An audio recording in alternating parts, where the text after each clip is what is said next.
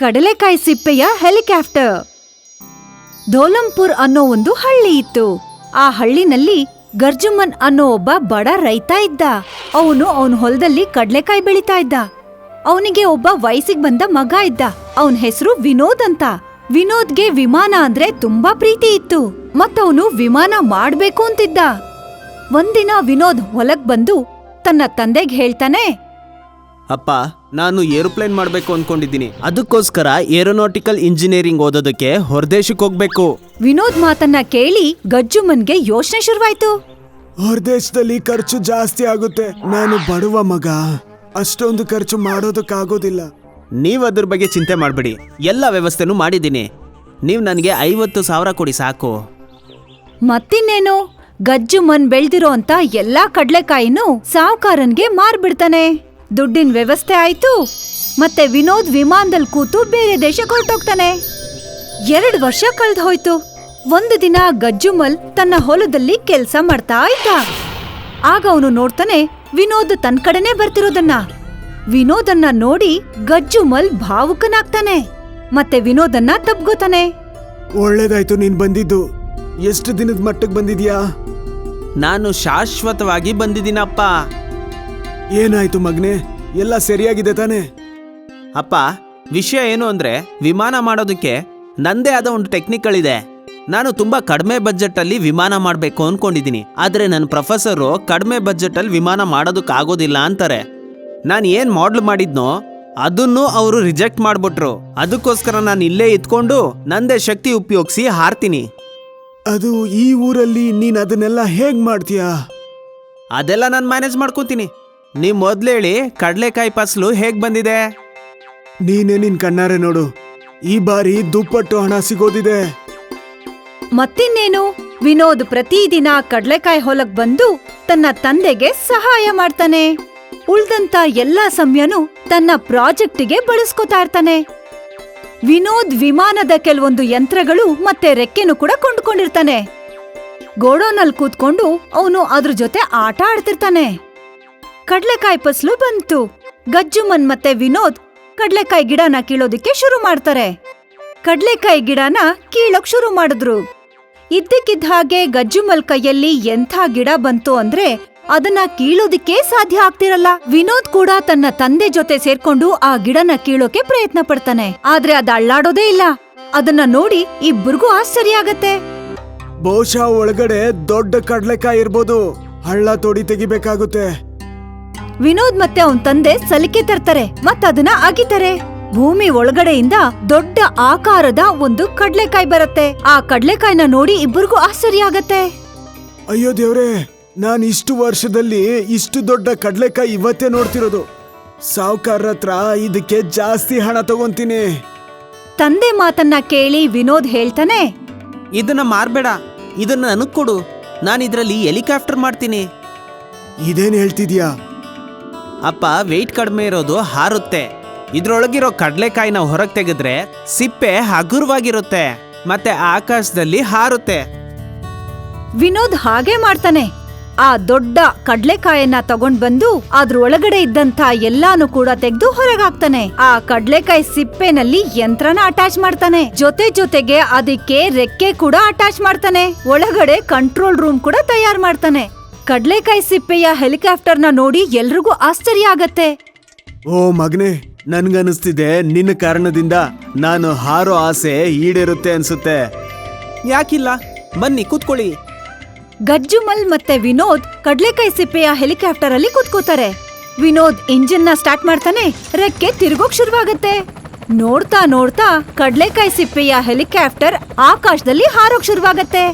ಕಡ್ಲೆಕಾಯಿ ಸಿಪ್ಪೆ ಹೆಲಿಕಾಪ್ಟರ್ ನ ನೋಡೋದಿಕ್ಕೆ ಇಡೀ ಹಳ್ಳಿ ಜನ ತಮ್ಮ ಮನೆ ಮೇಲೆ ಬಂದು ನಿಂತ್ಕೋತಾರೆ ಮತ್ತ ಆ ದೃಶ್ಯ ನೋಡ್ತಾರೆ.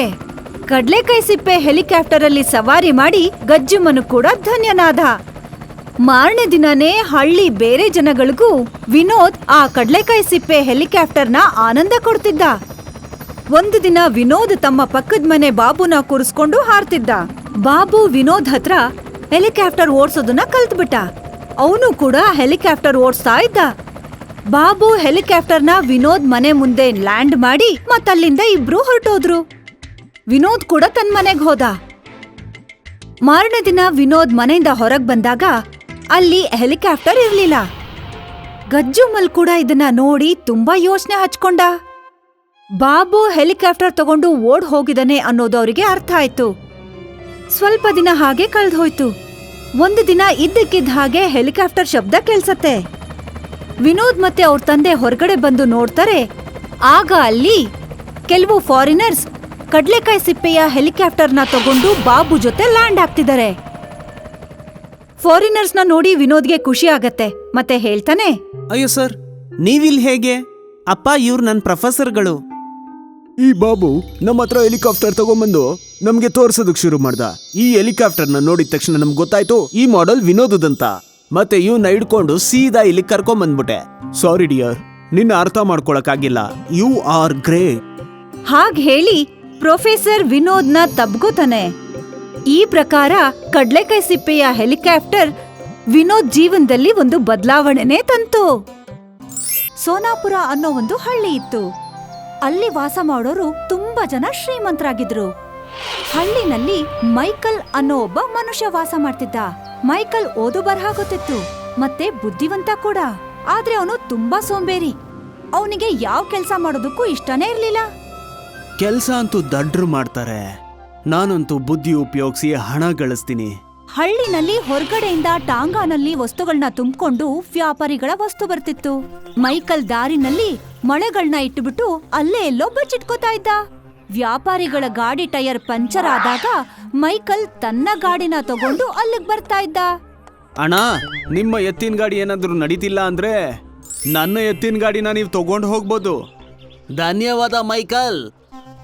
ಮೈಕಲ್ ತನ್ನ ಟಾಂಗಾಗೆ ಸಾಮಾನುಗಳನ್ನ ಹಾಕೋತಾ ಇದ್ದ ಮತ್ತೆ ವ್ಯಾಪಾರಿಯಿಂದ ತುಂಬಾ ದುಡ್ಡನ್ನ ಇಸ್ಕೋತಾ ಇದ್ದ. ಅಣ್ಣ, 5,000 ಆಗಿದೆ. ಇಷ್ಟು ಹತ್ರದಿಂದ ಸಾಮಾನ್ ತರೋದಕ್ಕೆ 5,000 ಹೇಗಾಯ್ತು? ನನ್ನ ಕುದುರೆ ಬರೀ ದ್ರಾಕ್ಷಿಯನ್ನು ಮಾತ್ರ ತಿನ್ನುತ್ತೆ, ಅದಕ್ಕೆ ಖರ್ಚು ಕೂಡ ಜಾಸ್ತಿ ಆಗುತ್ತೆ. 5,000 ಕೊಡಿ, ಇಲ್ಲಂದ್ರೆ ನಿಮ್ಮ ಸಾಮಾನನ್ನ ಎಲ್ಲಿಂದ ತಗೊಂಬನ್ನೋ ಅಲ್ಲೇ ತಗೊಂಡೋಗಿ ಎಸ್ತ್ ಬಿಡ್ತೀನಿ. ಇದೇ ತರ ಸ್ವಲ್ಪ ದಿನದಲ್ಲೇ ಸಾಕಷ್ಟು ಸಾವಿರ ರೂಪಾಯಿಗಳನ್ನ ಸಂಪಾದನೆ ಮಾಡಿ ಆಮೇಲೆ ಅವನು ಹಳ್ಳಿನಲ್ಲಿ ಕೆಲ್ಸ ಏನು ಮಾಡದೆ ಸುಮ್ನೆ ಸುತ್ತಾಡ್ತಿದ್ದ.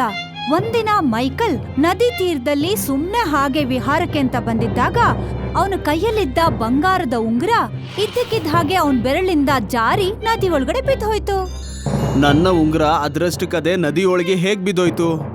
ನದಿ ಒಳಗಡೆಯಿಂದ ತುಂಬಾ ದೊಡ್ಡದಾಗಿರೋ ಒಂದು ಮ್ಯಾಗ್ನೆಟ್ ಹೊರಗಡೆ ಬಂತು. ಇಷ್ಟು ದೊಡ್ಡ ಮ್ಯಾಗ್ನೆಟ್ ಅನ್ನ ನನ್ನ ಜೀವನದಲ್ಲಿ ನೋಡೇ ಇಲ್ಲ. ಮೈಕಲ್ ಒಂದು ಟ್ರಕ್ ಅನ್ನ ತಗೊಂಡ್ ಬಂದು ಆ ಮ್ಯಾಗ್ನೆಟ್ ಅನ್ನ ಕಟ್ ಹಾಕಿ ನಿಧಾನವಾಗಿ ಹೊರಗಡೆ ಎಳ್ದ. ಆ ಮ್ಯಾಗ್ನೆಟ್ ಅಲ್ಲಿ ತುಂಬಾ ಚಿನ್ನ ಅಂಟ್ಕೊಂಡಿತ್ತು. ಬಹುಶಃ ಈ ಮ್ಯಾಗ್ನೆಟ್ ಚಿನ್ನದ ವಸ್ತುನ ದೂರದಿಂದ ಆಕರ್ಷಿಸುತ್ತೆ. ಮೈಕಲ್ ಆ ಮ್ಯಾಗ್ನೆಟ್ ಅನ್ನ ತನ್ನ ಮನೆಗ್ ತಗೊಂಡ್ ಹೋದ ಮತ್ತದನ್ನ ಹೇಗ್ ಬಳಸೋದು ಅಂತ ಯೋಚನೆ ಮಾಡ್ತಿದ್ದ. ನನಗೆ ಅರ್ಥ ಆಯ್ತು, ಇದನ್ನ ಹೇಗ್ ಉಪಯೋಗಿಸ್ಬೇಕು ಅಂತ. ಮೈಕಲ್ ಒಂದು ಹೆಲಿಕಾಪ್ಟರ್ನ ಬಾಡಿಗೆಗೆ ತಗೊಂಡ.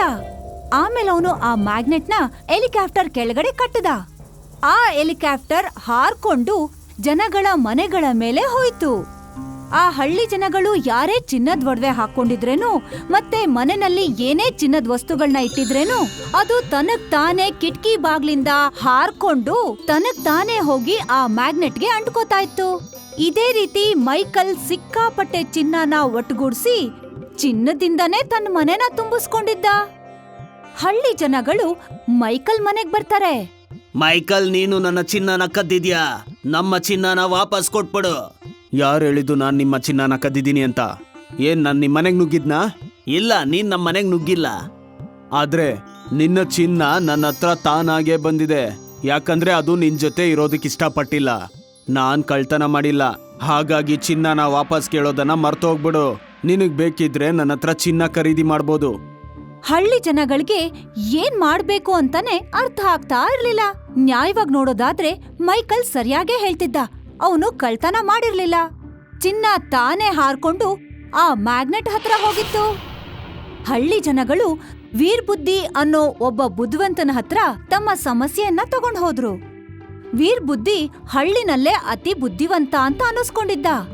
ಓ ಹೌದಾ, ಅವನು ನಿಮ್ಮ ಚಿನ್ನನ ಕದೀತಿದ್ದಾನೆ. ಆಮೇಲೆ ವಾದಿಸ್ತಾನೆ ಅವನು ಚಿನ್ನನ ಕದ್ದಿಲ್ಲ ಅಂತ.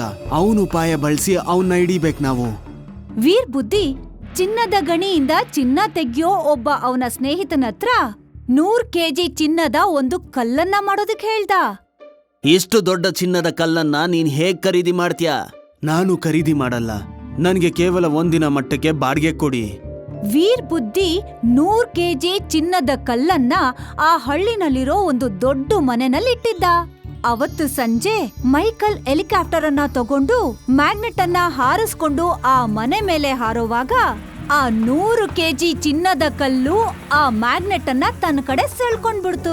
ಆಗ ಮೈಕಲ್ ಹೇಳ್ತಾನೆ, ಇದೇನಿದು? ಹಗ್ಗ ಹೇಗ್ ಕಟ್ಟಾಯ್ತು? ನನ್ನ ಮ್ಯಾಗ್ನೆಟ್ ಯಾರು ತಗೊಂಡ್ರು? ಮೈಕಲ್ ಆ ಮನೆ ಒಳಗಡೆ ಬರ್ತಾನೆ. ಆ ಮನೆನಲ್ಲಿ ವೀರ್ ಬುದ್ಧಿ ಮತ್ತೆ ಹಳ್ಳಿ ಜನಗಳು ಮುಂಚೆನೆ ಇರ್ತಾರೆ. ನನ್ನ ಮ್ಯಾಗ್ನೆಟ್ ಅನ್ನ ವಾಪಸ್ ಕೊಡಿ. ನೀವದನ್ನ ಕದ್ದಿದ್ದೀರಾ? ನಾವು ನಿನ್ನ ಮ್ಯಾಗ್ನೆಟ್ ಅನ್ನ ಕದ್ದಿಲ್ಲ, ಅದು ತಾನಾಗೆ ನಮ್ಮ ಹತ್ರ ಬಂತು. ಯಾಕಂದ್ರೆ ಅದು ನಿನ್ನ ಹತ್ರ ಇರೋದಕ್ಕೆ ಇಷ್ಟಪಡ್ಲಿಲ್ಲ. ನಿನ್ಗೇನಾದ್ರೂ ಈ ಮ್ಯಾಗ್ನೆಟ್ ವಾಪಸ್ ಬೇಕು ಅಂದ್ರೆ ಈ ಎಲ್ಲಾ ವ್ಯಾಪಾರಿಗಳ ಚಿನ್ನನ ವಾಪಸ್ ಕೊಡು. ಮೈಕಲ್ ಹತ್ರ ಈಗ ಯಾವ್ದೇ ದಾರಿ ಉಳ್ದಿರ್ಲಿಲ್ಲ. ಅವನು ಆ ಮ್ಯಾಗ್ನೆಟ್ ಬದಲಾಗಿ ಜನಗಳ ಒಡವೆ ವಸ್ತ್ರಗಳನ್ನ ಕೊಡ್ಬೇಕಾಯ್ತು. ಈ ಮ್ಯಾಗ್ನೆಟ್ ಅನ್ನ ನದಿಯಲ್ಲೋ ಸಮುದ್ರದಲ್ಲೋ ಉಪಯೋಗಿಸು, ಯಾಕಂದ್ರೆ ಅಲ್ಲಿ ಸಾಕಷ್ಟು ವಸ್ತು ಕೊಚ್ಕೊಂಡ್ಬರುತ್ತೆ. ಈ ರೀತಿಯಲ್ಲಿ ನಿನ್ನ ಹಣನ ಗಳಿಸ್ಬೋದು. ಮೈಕಲ್ ವೀರ್ ಬುದ್ಧಿ ಹೇಳೋ ಮಾತನ್ನ ಕೇಳಿ ಹಳ್ಳಿ ಜನಗಳ ಒಡವೆಗಳನ್ನ ತಗೊಳ್ಳೋದನ್ನ ಬಿಟ್ಬಿಟ್ಟ.